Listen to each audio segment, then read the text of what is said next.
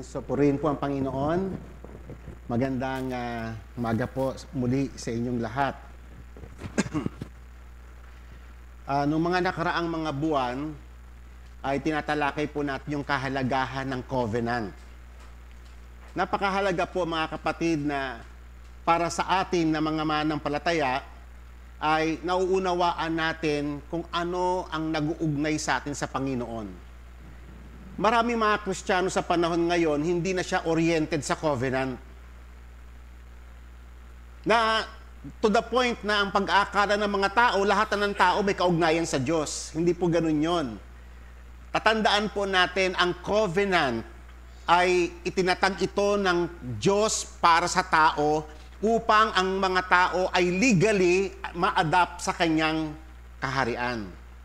So, importante yung covenant kasi naandyan nagmumula ang lahat ng ating kaugnayan sa Panginoon at lahat ng ating inaasahan sa Panginoon.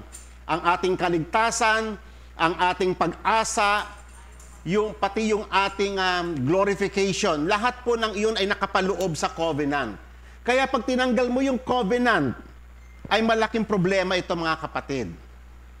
Okay, so nung nakaraan na linggo, ay tinalakay natin yung baptism. At nakita po natin doon, no, sabi nga po ng Ephesians chapter 4, there is one body, there is only one body, and one spirit na nagkatrabaho sa body ng Panginoong Yesus. As you were called to the one hope. So lahat ng Kristiyano ay meron lang iisang pag-asa. Regardless kung malaki ang church mo o maliit yung church mo. Hindi po yun yung nagmamatter. Okay? There is only one hope that belongs to you, to your call. And one Lord, one faith, and one baptism. There's only one Lord na kumikilos sa ating kalagitnaan, and there's only one God. And most importantly, there is only one baptism. So, one baptism lang, ano? And yet, despite ng word na ito ng Bible na there is only one baptism, ang baptism ay surrounded ng napakaraming controversy.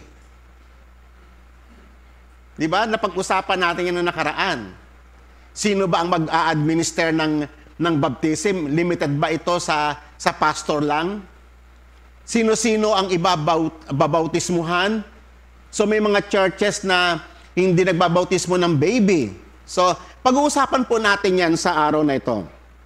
Kung bakit ang stand ng church ay we stand in pedo baptism. Dalawa po kasi yan, ano? Merong credo baptism.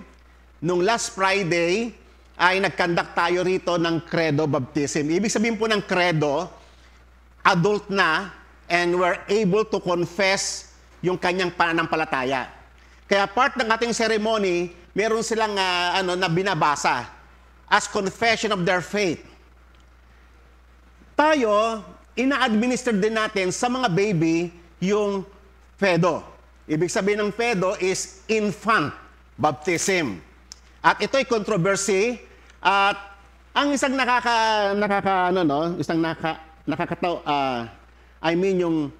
ang dami kasi nagugulat ng mga kapatid natin, mga born again.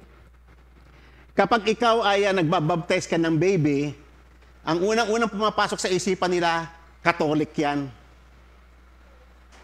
So para bang anything Catholic, mali.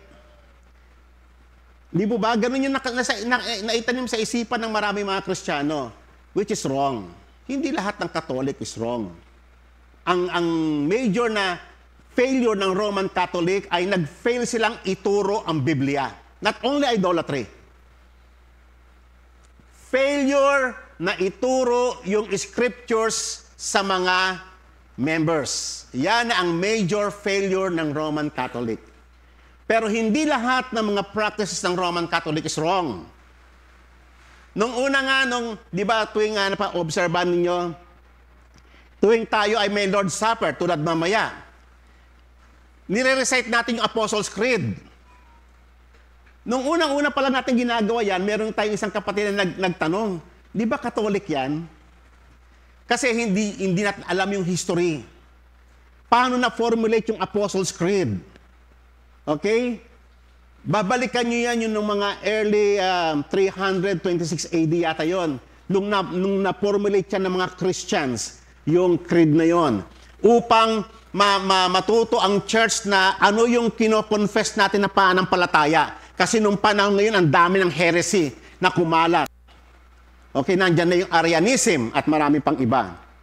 So ngayon mga kapatid, isa sa mga controversy na pinag-usapan natin last time, ano ba ang mode ng baptism? Immersion ba? Yung inilulubog lang ba? Limited lang ba ang baptism sa nilulubog? O yung aspersion? Nakita naman po ninyo yung mga ancient pictures, ano? Kaya na-drawing yung mga iyon, kasi iyon yung practice nila nung panahon iyon. Aspersion. Nakatayo lang yung tao, yung tubig binubuhos lang sa ulo. Ancient practice yan ng mga early Christians. At sprinkling, yung ginagawa natin sa infant baptism.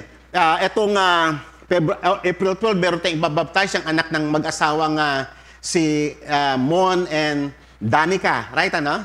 Danica Canceran. So, i-witness po nating lahat yon sapagkat ito po ay napakahalaga. So, ang ginagamit po natin doon ay sprinkling. Ang ibig sabihin mga kapatid, tayo, kung ano man yung needs, lahat yun hindi tayo bind sa immersion lang. Naalala ko nung ako ay na-invitahan ako sa may Qatar, siyempre dagat yung baptism. Ngayon, meron dong isang kapatid na meron siyang period. Hindi siya pwedeng ilubog sa tubig. Alam ninyo kung anong ibig kong sabihin. So, aspersion yung in-apply nating mode ng baptism. Hindi tayo limited sa isang idea. Kasi ang tubig ay nakikita natin as a symbol lang, hindi reality. At nagkakaroon ng problema kapag literal masyado ang tingin natin sa baptism. For example, nag-surface din yung tanong noon na kailangan sa baptism ay running water sa ilog dapat, wag sa pool. Kasi nga ang mindset nila ay yung washing ng kasalanan na literal. Na kapag inilubog ka sa tubig, literally, yung kasalanan mo mawawipe out. Dahil kailangan yung flowing water. Mali po. Symbol lang po siya. Okay? Kaya, ang mahalaga doon yung application ng water sa baptism. Okay? So, napakaraming controversy. Ngayon, lahat naman kasi ng mga churches ay serious sila pagdating sa baptism. They take it seriously. And they want to do it right. Kahit naman tayo, hindi natin gagawin ng isang bagay nang di natin pinag-iisipan ito, nang hindi ito pinag-aralan ng matibay pagdating sa theology. Pinag-aaralan natin ito na maigi so that maitama natin kung ano yung mga mali. So mamaya pag-usapan po natin yung ibang mga arguments. Bakit marami mga born-again Christians, mga Baptists na against sa pedo-baptism? At ano yung stand natin so that kayo, may magtanong man sa inyong, may magtanong sa inyo, bakit bautismo ang ginagawa sa may baby? Alam ninyong ipaliwanag.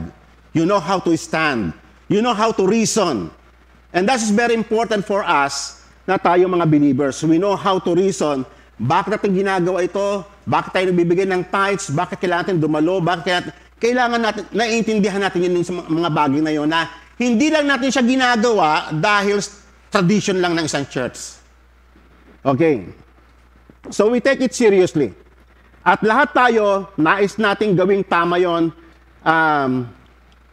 nearest sa may biblical commands. Okay. So, uulitin ko, ang salitang credo, it has something to do with creed. Okay, kaya nga yung confession natin ng creed, no? Credo ang ibig sabihin nun.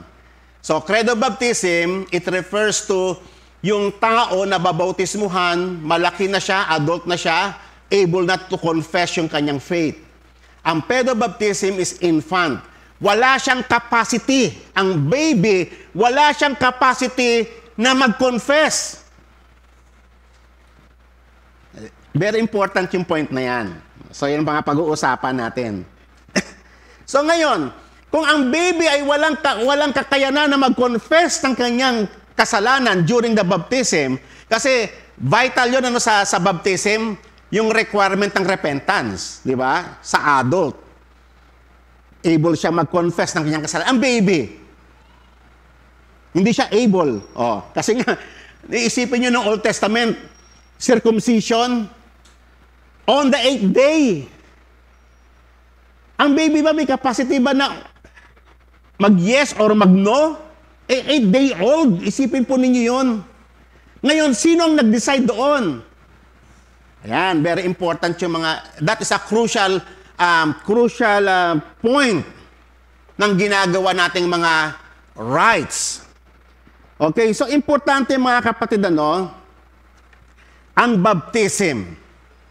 Ano man ang anyo niya, whether ito ay credo or pedo, tatandaan ninyo, ito ay sign lang. Ang sign or symbol, hindi siya yung reality itself, but it points to what is reality. Okay, magkakaproblema tayo kapag niliteral natin. Naalala nyo sa Roman Catholic, katulad ng bread and wine.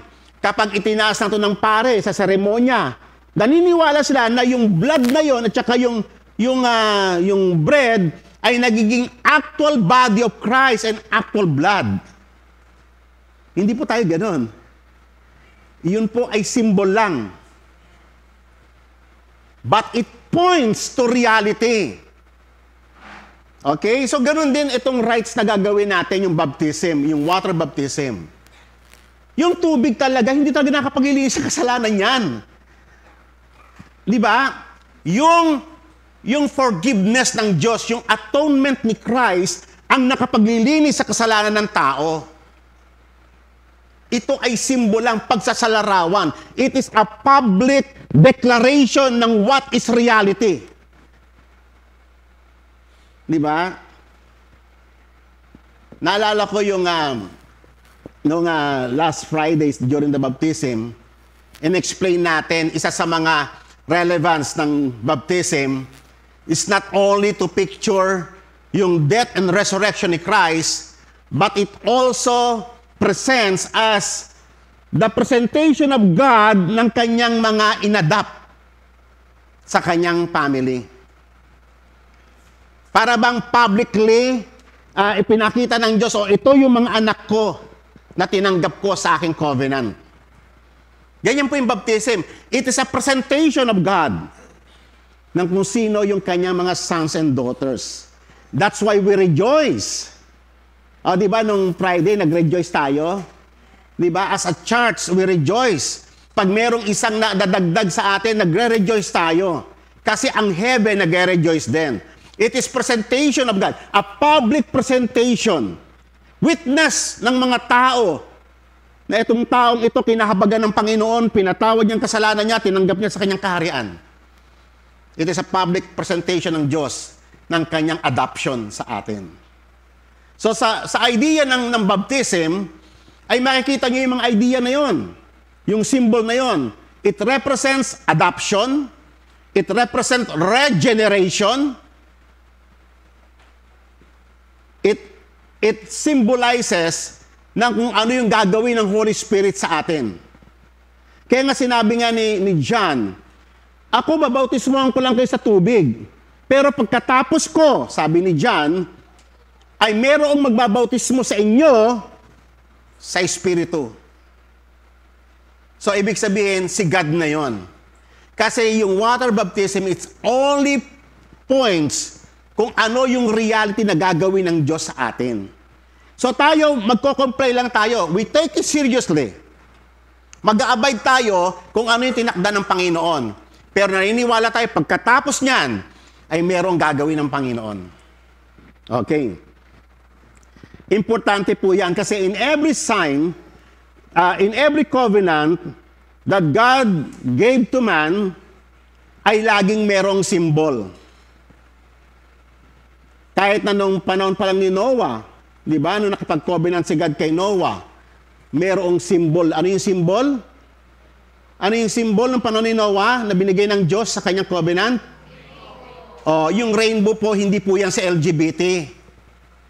Huwag niyo po yan isusurrender sa LGBT. Kasi kiniklaim ng LGBT kanila yun, kasi nga tayo naman si-surrender natin. Mali. Dapat nga i-reclaim natin eh. Yan dapat ang attitude ng isang Kristiyano. We reclaim it. Naalala ko kasi last December, may mga nangangaruling na mga pastor sa amin. So pinaliwanag ko kasi sa mga Christians, meron ding division pagdating sa mga Christmas decors. Tayo, naglalagay tayo ng Christmas tree.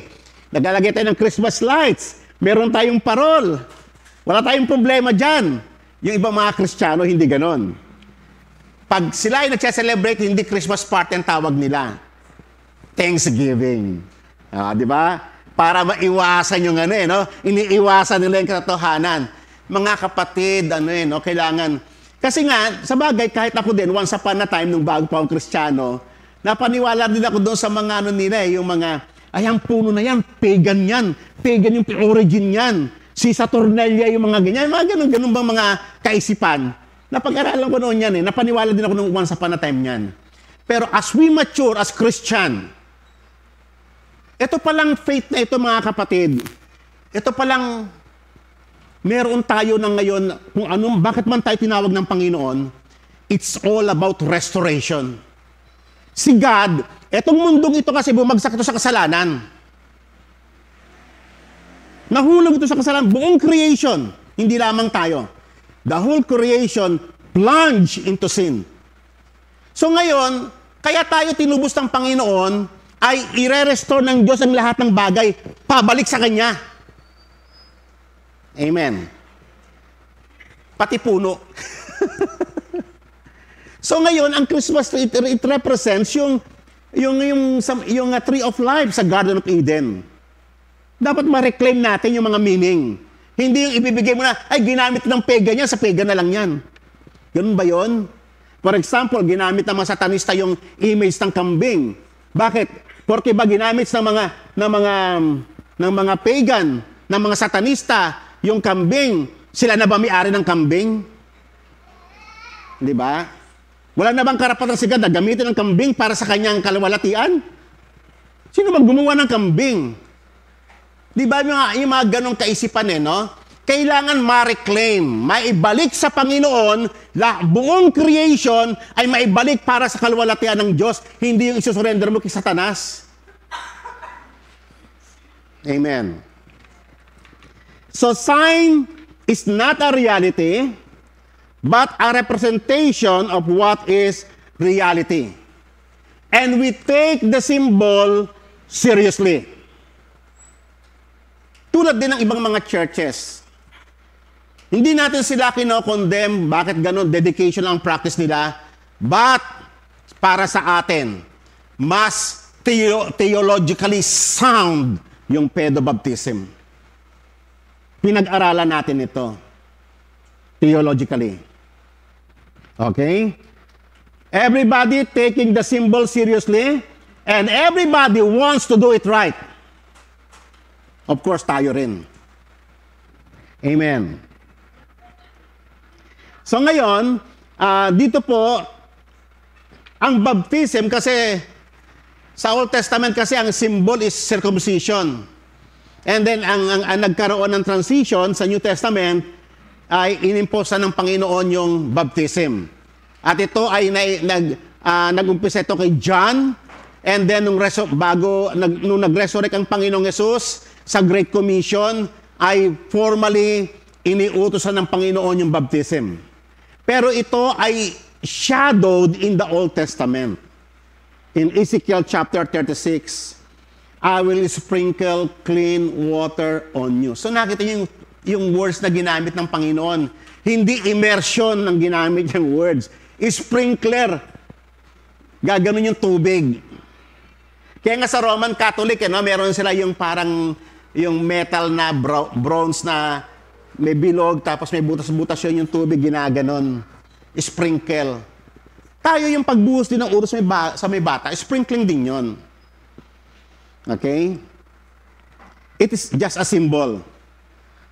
Kung ano yung reality na padating. Okay. I will sprinkle clean water on you and you will be clean.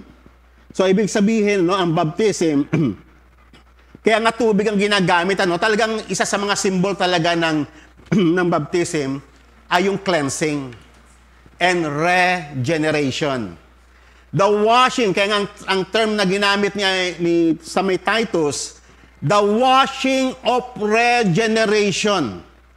Lilinisin ka ng Diyos sa lahat ng iyong karumihan at hindi lang paglilinis, i-regenerate niya tayo, ipapanganak niya tayong muli. So yung cycle of sin, kasi nga yung ating katawan ay minana natin kay Adan. Lahat ng ipinapanganak sa natural birth, yung cycle of sin ay tuloy-tuloy lang, tuloy-tuloy. Unbreakable. Pero pagdating sa regeneration, pag dumating ang Holy Spirit sa atin, yung cycle of sin na minana natin kay Adan, na-break yun. Para ang tao makalaya siya sa kasalanan. Kaya nga ang baptism napaka-importante kasi pinapakita doon yung reality, yung spiritual reality ng regeneration. Washing by regeneration. Ipapanganak kang muli. And this time, ang magluluwal sa'yo, hindi na yung nanay mo, kung hindi ang Diyos mismo sa pamamagitan ng Espiritu Santo. Hanggat ang tao hindi siya nare-regenerate, wala siyang pagbabago. Hindi niya kayang baguhin ang kanyang sarili. We cannot change ourselves. Ano man ang gawin mo? You cannot change yung wife, your husband, your children, your parents. At kung sino man tao sa paligid mo, hindi mo sila kayang baguhin. Holy Spirit lang makapagbabago niyan. Amen? Only through regeneration. Pag nag-start na ang regeneration, lahat kayo witness kayo sa regeneration. Lahat kayong na-born again. Ang born again, hindi po siya religion lang. Ang ibig sabihin ng born again, na regenerate ka. Ipinanganak ka, iniluwal ka ng Panginoon sa pamamagitan ng Espiritu. Na-break yung cycle of sin.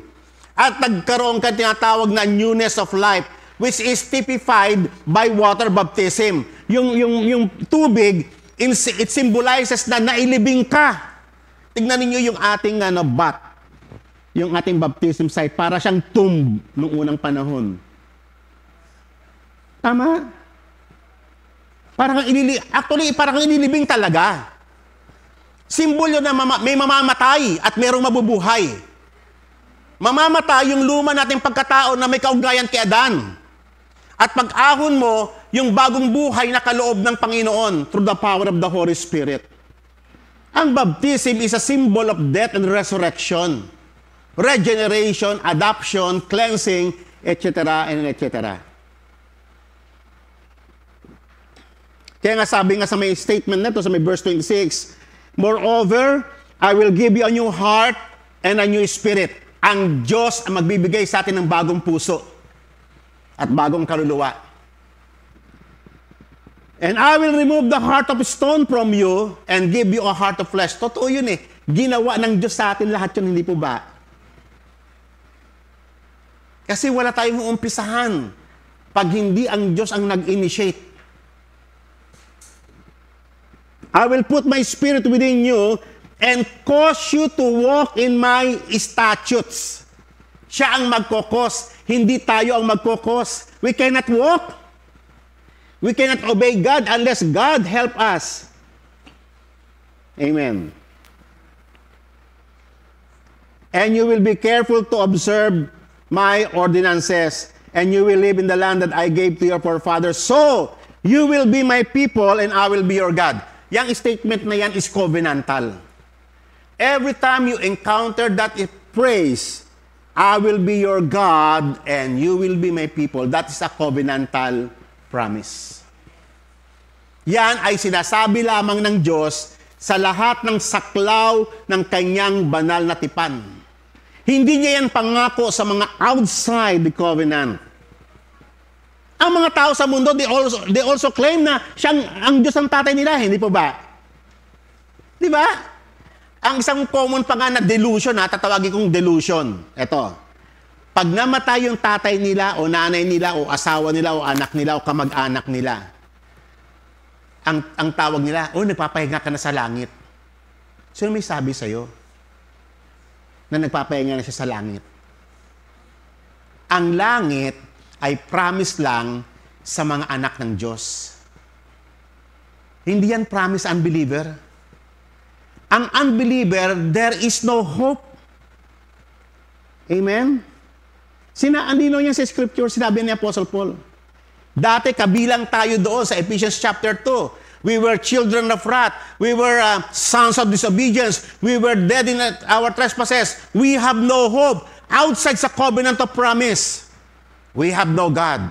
Yan ang dati nating kalagayan. But now, dahil inadapt tayo ng Panginoon, nilinis tayo ng Panginoon, pinagkalooban tayo ng Espiritu Santo, nagbago na ang estado ng ating buhay. Nagkaroon tayo ng tinatawag na new beginning because of God. Okay? So, kaya may pag-asa na tayo. Hindi lamang yung langit, mga kapatid So, napaka-short-sighted yun. Yung, para bang ang naging goal na lang, makapunta ka ng langit. Ano yun? Tour? Magtutour ka sa langit pag namatay ka? Hindi nyo ba alam, mga kapatid, kayo na mga nasa Panginoon na, kayo ay nasa langit na? It is a reality sa atin. Kasi because of the presence of God. Amen. So ngayon pa lamang, nasa presence na tayo ng Panginoon. Ang langit is not a place for tour. Sa end, ang promise ng Panginoon ay makikita natin si God face to face in all His glory sapagkat tayo ay pagkakalooban niya ng glorified body. Amen. Yun yung promise. Kasi ganyan pa madalas i-present ang langit Para kang magtutur, papasyal ka sa langit pag namatay ka na. It is a future reality, hindi siya present reality. Okay, so the first argument, bakit maraming mga Christian churches ang hindi nag-adapt ng pedo-baptism kasi wala nga daw talaga sa scripture. Ano masasabi niyo, mga kapatid? Tama ba o mali? Na wala daw sa scripture yung infant baptism. Tama naman sila Wala naman talaga sa scripture yun Amen. So, hindi yung problema. Nowhere we agree. Nowhere in the scriptures, especially in the New Testament, na explicitly commands ng baptism of children. Wala. Nowhere. What does it mean? Ibig sabihin, hindi na totoo siya? Ibig bang sabihin, mali na yung ating ginagawa? Merong nabanggit sa may Bibles, especially in the Acts, na binabtize ang buong family. Of course, pag sinabi mo buong family, maaaring may baby ron. But it does not guarantee na iyon ay yung matibay na solid na verse supporting yung infant baptism. Ngayon, mga kapatid, hindi lamang po yun ang isang katotohanan. Also, kung walang explicit na verse pointing to the justification of pedobaptism, there is neither one word na nagsasabing ang dedication and child dedication is also biblical. Ulitin ko. Totoo naman talagang walang verse na sinabi ang baby ay babautismuhan. Pero on the other hand, wala ring single verse na nagsasabi na yung child dedication ay tama. Wala ring not even a single verse ang mag-support ng child dedication. Kasi yun ang dati natin practice noon, child dedication. Until such time na tayo ay tinuruan ng Panginoon. Tama? So nung naitama na yung ating doctrine pertaining to baptism, saka natin inayos, pinamada natin, mas tama, mas biblical. Okay, so what does it mean? There is no explicit prohibition against infant baptism. Bagamat walang scriptural na wala ring prohibition na silent ang Bible on both sides. Child dedication at saka infant baptism. Silent ang Bible. There is no explicit prohibition in the New Testament against the baptism of infants. The New Testament does not give explicit instruction in either direction. Ngayon, alam nyo ba, tanungin nyo yung mga nagpa-practice ng child dedication. Ano yung supporting verse nila? Dalawa lang sasabihin nila. Una,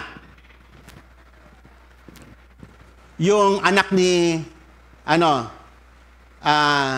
yung nanay ni Samuel, si Samuel, nung dinedicate si Samuel sa may temple, si Hannah. Oo. Yun daw ay verse supporting child dedication.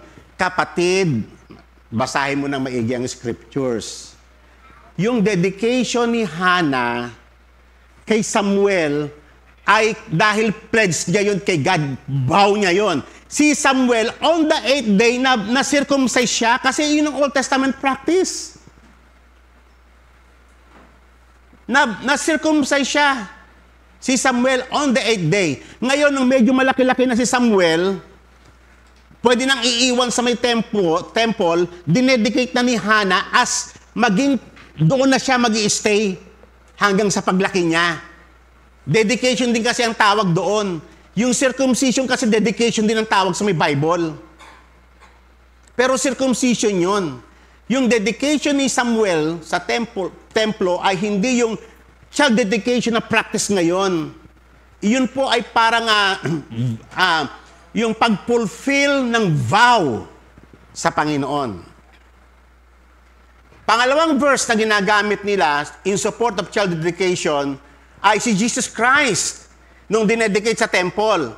Kaya nga sabi ko nga sa inyo mga kapatid ang practice sa Old Testament ay circumcision on the 8th day. Kaya dinala si Jesus sa templo on the 8th day kasi isi-circumcise siya na ang tawag din kasi is dedication. Amen? Yung ating pedobaptism is also a dedication, child dedication din yun. Kaya lang mas sound siya, mas biblical siya. Mamaya mas maintindihan niyo pa ibig kong sabihin. Kaysa sa may plain na child dedication lang na ipagpe-pray mo, no? Pagpe-pray mo yung bata. May malaking problema doon, mamaya pag-uusapan natin. So the practice of child dedication of modern day Christians do not have any biblical support.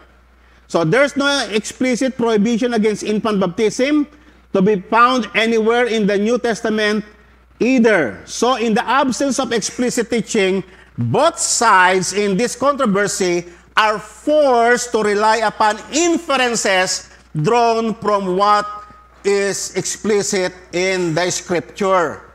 So kasi parehas na wala siyang biblical support. So magre-rely lang yung both parties, yung both groups na nainiwala sa child dedication at saka pedobaptism, magre-rely lang sila sa inferences kung ano yung explicit na tinuturo ng scriptures. Amen. So, kaya pag may nagsasabi na yung child dedication lang ang tama, mag-isip-isip ka, walang biblical support din yan. Okay? Mamaya, mas makikita nyo, mas matimbang yung sa pedobaptism. Okay, second argument, infant baptism is not a replacement for circumcision. Common natin ito marinig. Kasi magkaiba naman itong obvious. Circumcision at baptism, ang layo, parang ang layo, ano? Sa unang tingin, parang ang layo. Amen? Tatandaan ninyo ito mga kapatid. Kasi importante ito, no, yung transition ng New Testament at saka Old Testament So, sa Old Testament, pinapractice noon on the 8th day yung circumcision para yung bata maging part of the covenant on the 8th day. Take note On the 8th day, 8-day-old pa lang ang baby, magiging kabilang na siya ng covenant ng Diyos. So pagdating ng New Testament, kung ipapalo natin yung child dedication, yung bata, nakahang yung status niya. Hindi pa siya membro ng covenant. Hanggang sa dumating siya sa may age na able na siya na mag-confess. So nakita yung laking difference, ano? E paano kung yung bata di na siya nag-confess? Nakahang. Nakahang yung status ng bata. Kung ipapalo mo nung panahong ito, naiintindihan nila yung significance ng baptism, ng covenant.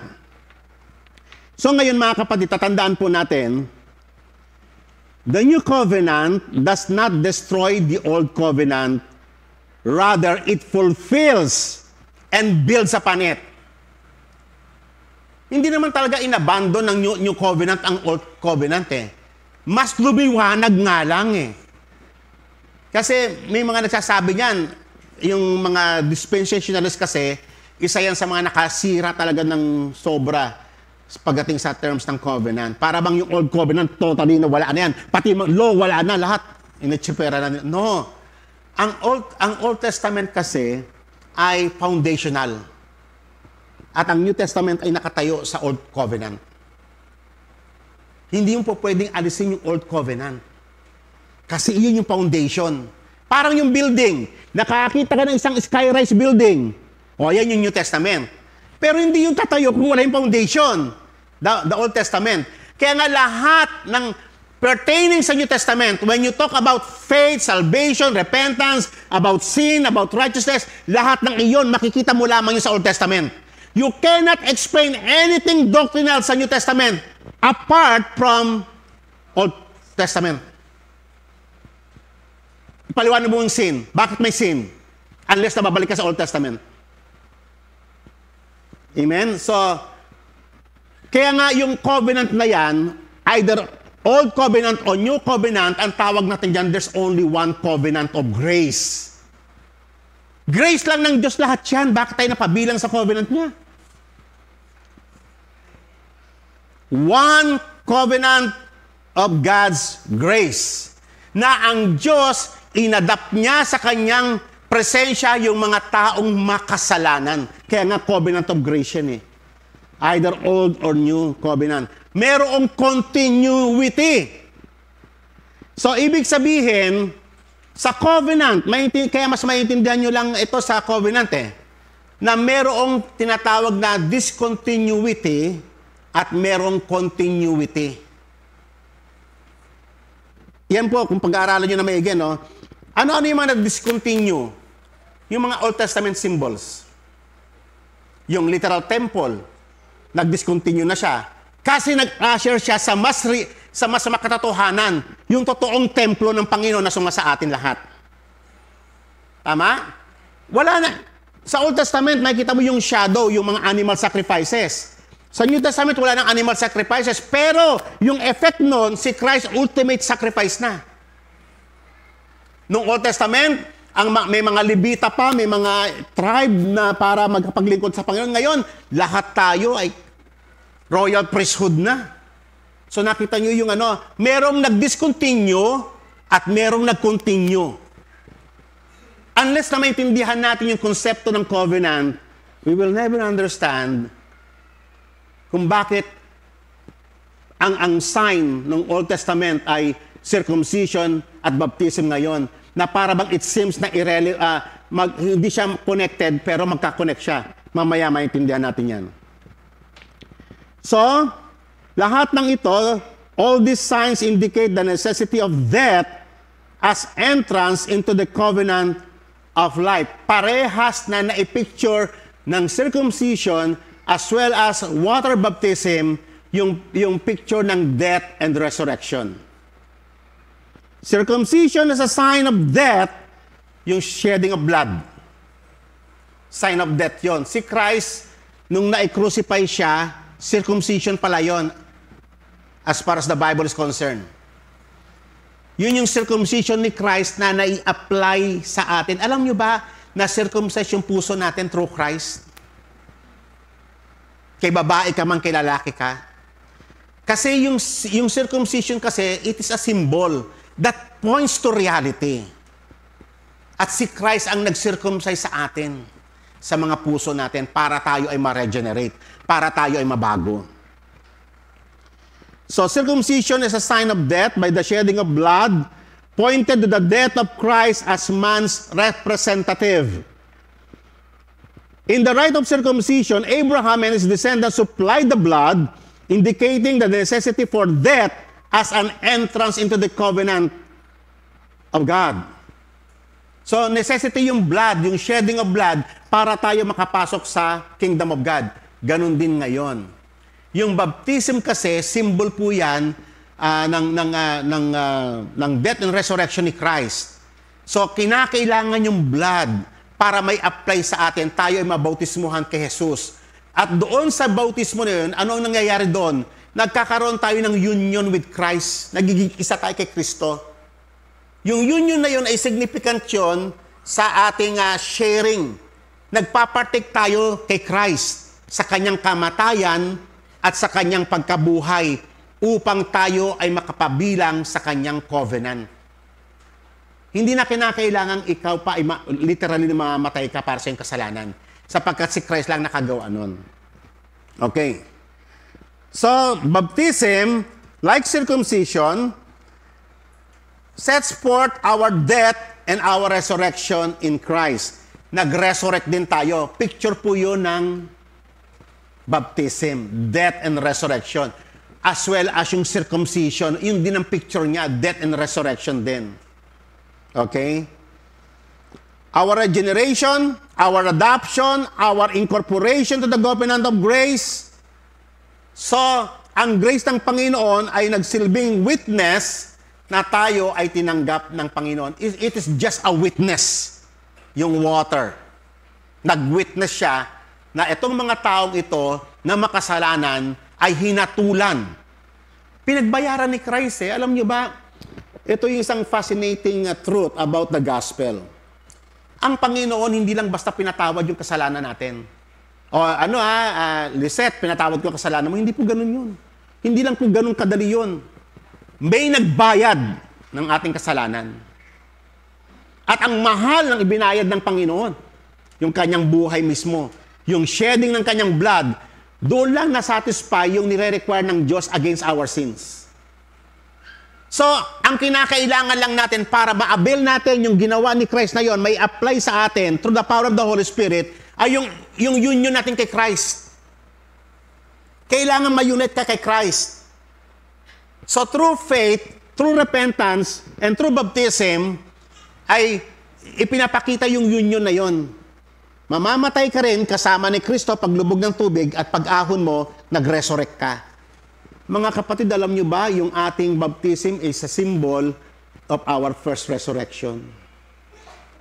Sa may Bible, especially in the book of Revelation, may makikita yung dalawang resurrection. The first and the second resurrection. At ito po ay reality para sa atin. Ang ating unang resurrection ay yung tayo ay galing sa kamatayan at binuhay tayo dahil sa ating union kay Christ through water baptism. Ang pangalawang resurrection natin when Christ comes at the last of the age. Bodily resurrection. So kung merong physical resurrection, merong spiritual resurrection, meron ding physical, bodily resurrection na magaganap sa pagbabalik ng Panginoong Yesus. And this is very crucial sa interpretation ng ating pananampalataya kay Christ. So therefore, circumcision and baptism are not identical, but they are both outward signs of the covenant. Hindi po ba? Pareha silang outward signs. Both are God's requirement in entering the covenant. Both of them were instituted by God Himself. Both of them typified the death and resurrection of Jesus Christ. And both typified our incorporation into the covenant of God. Okay? Kaya nga, ito yung tagubili noon sa Old Testament na lahat ng mga bata tutuliin sapagkat ito ay sign ng kanyang covenant. Sign ng incorporation ng mga babies. Babies. No? At the 8-day-old, babies may incorporate sa covenant ng Panginoon.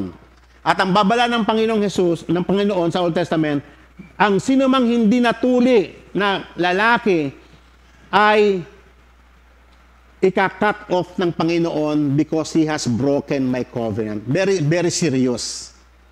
So, the same applies kasi nagtuloy lang naman yan one covenant lang naman yan So, yung continuation ng promise, kasi tayo, mga kapatid ito ay promise kay Abraham. Alam nyo ba sa New Testament, pag nagbasa kayo ng New Testament, tayo, yung covenant ng Diyos kay Abraham ay nagpatuloy sa atin. Isa yan sa katotohanan ng covenant. Tayo ay anak din ni Abraham. Pinaliwanag yan ni Apostle Paul sa New Testament. Tayo ay naging anak ni Abraham pero hindi na biological. Spiritual children tayo ni Abraham because of our union with Christ. Okay. Ngayon, tignan niyo sa may verse na ito na pinakita ko last time. Dito, pinag-isa yung idea yung circumcision at saka yung baptism into one idea kay Christ. In Him, you were also circumcised with a circumcision made without hands. So, hindi tao nag-circumcise ang Diyos. By putting off the body of flesh by the circumcision of Christ. Tapos, in-incorporate niya yung idea ng baptism. Having been buried with Him in baptism, in which you were also raised with Him, through faith in the powerful working of God who raised Him from the dead.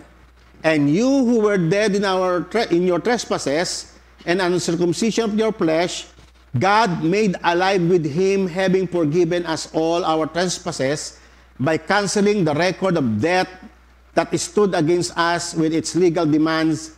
This He set aside, nailing it to the cross. So nakita niyo yung picture ng circumcision, the same idea, circumcision as well as yung baptism, iisang idea niya, death and resurrection. It talks about yung muli nating pagkabuhay sa Panginoon. Okay? And then, eto po, yung final argument. Actually, marami tong argument na pinili ko lang yung tatlo lang. Kasi yung iba, napaliwanagan natin sa mga previous discussions. Only believers baptized in the new covenant. So, ibig sabihin ng only believers, malalaki na yung able to confess, kaya nga credo. So, ngayon, ang kanilang argument ay ganito. Only those converts who were able to profess their faith in Christ should be baptized since it is believers' baptism. Okay. Infants is incapable of professing faith, yun ang sabi nila. So, yung infant baptism daw ay hindi daw baptism at all. Kasi yung baby nga hindi pa able to profess. So, ngayon, okay. So, paano ngayon kung ganun yung estado? Porque ba ang baby ay hindi able na mag-profess? Ibig bang sabihin, hang na yung kanyang status. Paano ngayon yung baby? Kawawa naman siya, no? Kasi nakahang siya Samantalang nung old covenant, kunyari, bumalik tayo sa panahon ng Acts. Kasi yung Book of Acts kasi, transition yan Transition period. Okay? So, syempre, diyan nag-merge yung old at saka yung new covenant di ba? Sa Book of Acts. Kaya nalilito pa yung mga Kristiyano nung panahon iyon, paano sila mag-a-act? Itutuloy pa ba yung circumcision o hindi na? Di ba? Nabasa niyo yung mga issue na sa may Book of Acts. Nagkakaroon sila ng mga pagtatalo noon sa kanilang sinagoga. Eh dapat yung mga Kristiyano, yung mga Gentiles na naging believer, dapat i-circumcise din. Na yun yung mga argument nila noon. Kakain pa ba ng mga ganito, ng mga dugo? Yung mga naging argument nila ng mga time na yun eh. Kasi nga nalilito pa sila. Paano tayo mag-a-act bilang isang Kristiyano? Ngayon, ang problema rito ay yung bata. Kasi,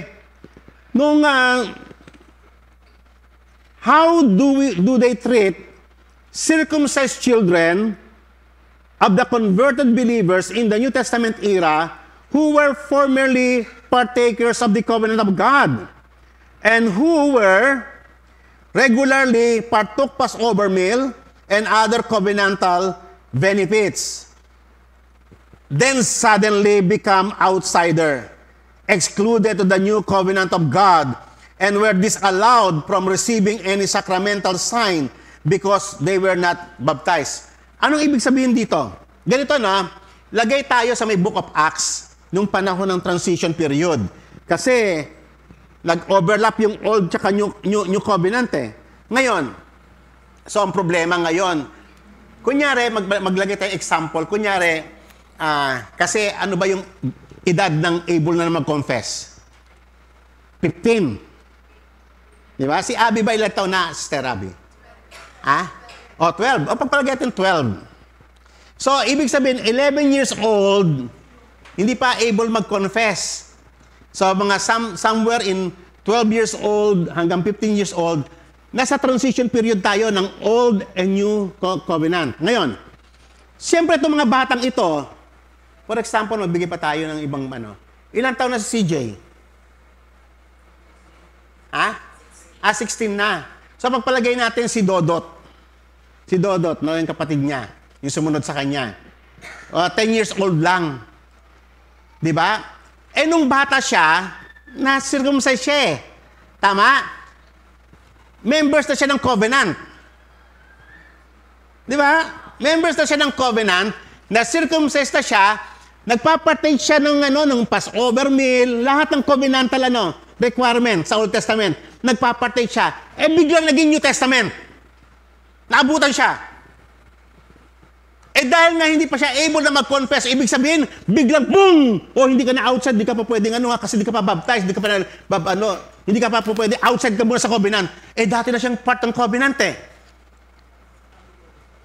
Nakita niyo yung problem? Naintindihan niyo yung argument? Malaking problema yon. Dati na siyang part of the covenant, bigla noong New Testament, dahil nga baptism na yung bagong patakaran ngayon, bigla siya naging outsider, dati na siyang insider eh. So nakita nyo, hindi siya tatayo eh. Dati na siyang part. Kasi practice nila yun, on the 8th day old, ang bata, part na ng covenant. Tapos biglang naging outsider, kawawa naman, nasaan na yung justice ng Diyos doon? Di ba? Nakahang na yung status niya hanggang ilang taon pa siya maghihintay bago maging siyang adult na able to confess. Kung paano kung nakapag-confess na siya, matanda na siya. So malaking problema yon. So ibig mo sabihin, dati na siyang kabilang sa covenant and then dahil nga baptism na yung bagong patakaran ngayon, pagan muna siya yung status niya. Pagan muna. Hindi muna siya tuturing na Christian.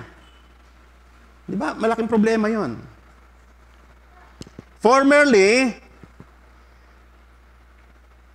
di ba? Dati part na siya ng covenantal blessings, bigla naging outsider sa covenant ng Panginoon.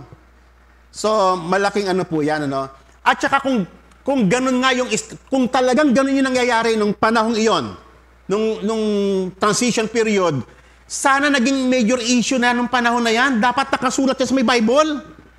Katulad ng circumcision, naging argument.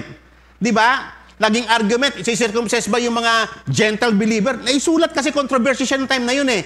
The fact na walang record sa New Testament about yung adaptation ng baby sa covenant ng Panginoon, Hindi siya naging issue, wala siyang controversy. It was not written anywhere in the Bible. Meaning, ipinagpatuloy lang nila yung practice nung time na yon, during transition. Circumcision, ginawa lang nilang baptism kasama ang baby. Walang records eh. Kaya nga kung sasabihin nila, hindi biblical yung infant baptism. Mas sound siya kaysa sa child dedication. Mas walang basis yung child dedication. Tayo mga kapatid, we do not believe on, take note we do not believe in automatic salvation through baptism. Yung baptism, hindi talaga siya nakakapagliligtas. Take note. Yung baptism kasi, na-receive niya lang yung promise. Na-receive niya yung promise ng covenant ng Panginoon. Kaya nga sa case sa adult, pag ikaw na bautismuhan, kailangan mo lakaran yung daan ng pananampalataya na tinuro ng Panginoon. Okay? Sa baby, pag nabautismuhan ng baby, it is dapat na intindihan ng magulang na meron siyang responsibility sa may bata na tuturuan niya ang bata na lumaki sa Panginoon. Tuturuan niyang matakot ang Diyos, tuturuan niya siyang lumakad sa daan ng Panginoon, tuturuan niya siya ng justice and righteousness habang lumalaki ang bata. Hindi yung karaniwang ginagawa ng ibang mga Christian parents. Dadalhin lang yung baby sa may baptism and then hayaan niya na. Wala na siyang gagawin. Hindi niya tuturuan yung bata. Bahala na siya. Lumalaki yung bata sa culture of death sa paligid. Hindi lumalaki yung bata sa Panginoon. Iyan ang isang mali. Okay? Ang baby, pag nabautismuhan, kasama na siya sa promise ng eternal life. With the understanding na ang parents, gagampanan niya yung kanyang duty. Amen. Papalakihin mo yung bata kasi instruction yan eh. Shema Israel nga, lagi natin nire-recite eh. Hear, O Israel, the Lord our God is one. You shall love the Lord your God with all your heart, with all your soul, and with all your strength. And you shall teach them diligently to your sons when you walk in the, when you talk, sa lahat ng aspeto ng buhay. Pag-uusapan nyo. Amen. Merong responsibility ang parents. Hindi lamang nag-end sa baptism. Amen. Iyan yung mali. Naiintindihan dapat natin yung responsibility. Natuturuan natin yung bata na lumaki sa pananampalataya. Walang automatic salvation. Kasi isa yan sa mga division, no? Pagdating sa may salvation, na may mga grupo kasi na iniwala pag nabaptize, save na. Tayo hindi po ganon. Yung promise na sa kanya na. Pero kailangan niyang lakaran yung sa faith. Amen? Ganon din sa baby. Okay.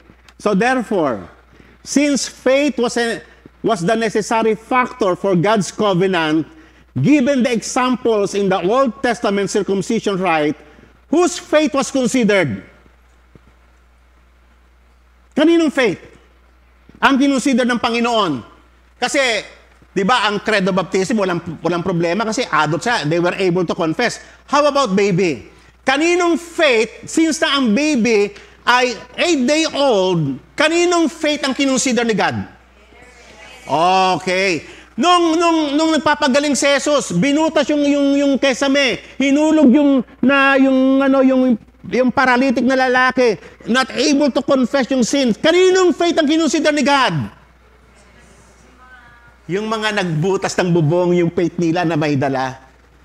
Hindi laging faith ng tao ang nako-confess kasi si God ang namili sa atin. Hindi tayo ang namili kay God. Amen. Yan yung mga crucial sa interpretation. Hindi tayo ang namili. Si God ang namili. Yung baby, wala siyang kamuwang-muwang. Pero si God ang nag-ordain. Ang batang ito, bautismuhan sa akin. Amen. Amen pa ba? Kahit tayo malalaki, akala nyo ba kayo ang nag-decide? Ha? Linawin nga natin yan. Kayo, malalaki na kayo, able na kayo mag-confess. Sa tingin nyo, kahit ikaw ay mag-confess, sa tingin mo, because of your confession, kaya ka tinanggap ng Diyos. Sabi ng Panginoon, I have chosen you. Hindi kayo ang pumili sa akin. Ako ang pumili sa inyo. Kasi nga tayo, patay tayo sa kakasalanan eh. Wala tayong capacity.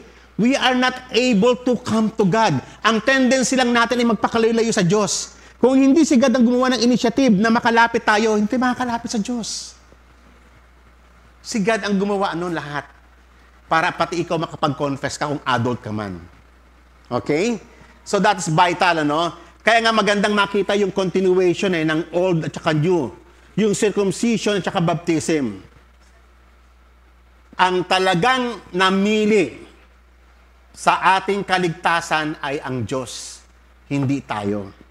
Nag-comply lang tayo. Sumunod lang tayo sa promptings ng Holy Spirit.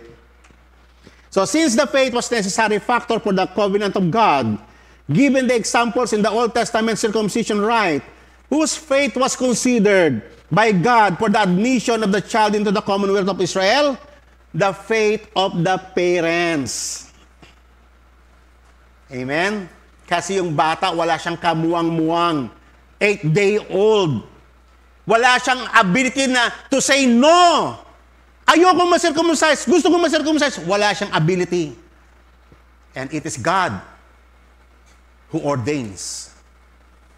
Amen. Malinaw ba sa inyo yun? Para may nagtanong sa inyo, ha? Sinong nung baptism noon ng ating kapatid doon sa may Kawayan, tinanong yung isang kapatid natin, ganyan kayo mag-baptize. Ay, baby, binabaptize ba ninyo? Sabi ng ibang mga churches dito, o dapat alam ninyo ipaliwanag yung faith natin. In the same way, Christian parents bring their children for baptism through faith. With full understanding of the role to their child to rise them up in the nurture and admonition of the Lord as stated in the Shema Israel. So, meron pa sana akong i-discuss yung kay Berkhoff, pero dito lang muna tayo itutuloy ko na lang kay Berkhoff sa sunod yung kanyang summary.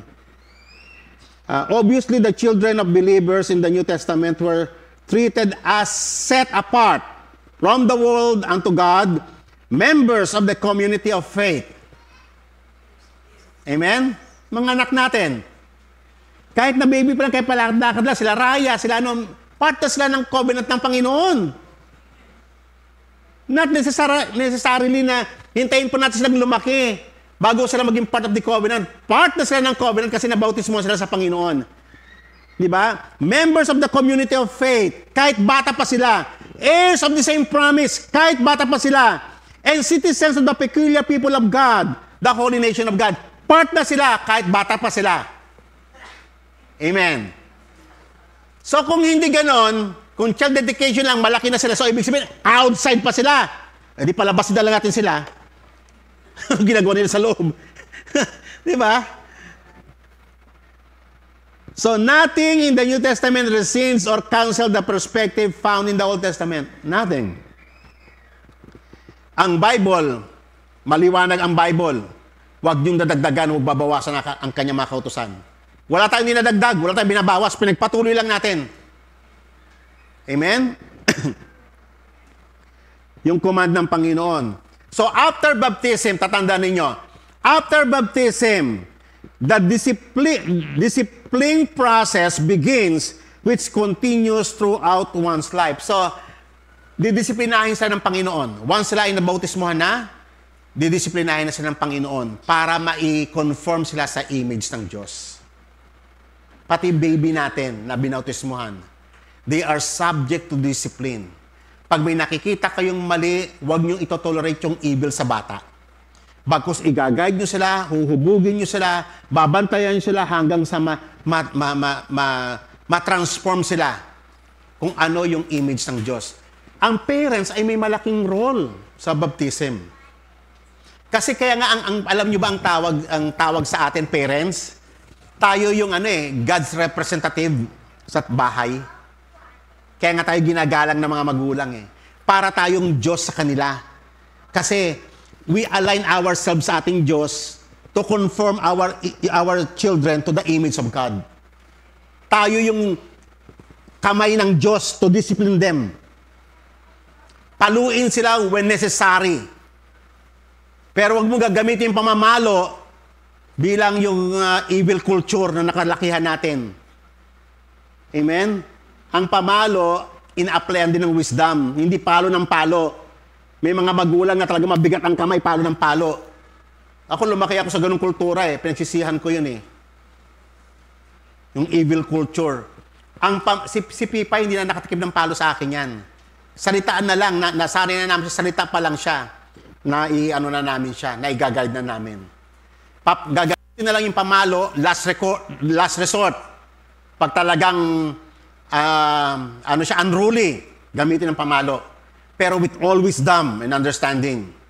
Ang mahalaga doon, ang bata, mahubog siya in holiness sa Panginoon habang siya lumalaki. Nagbabago ang isip ng ang bata habang lumalaki. For example, si Raya, di ba? Ano pa ngayon? Habang lumalaki, dapat nakantabay ang mga parents para disiplinahin siya.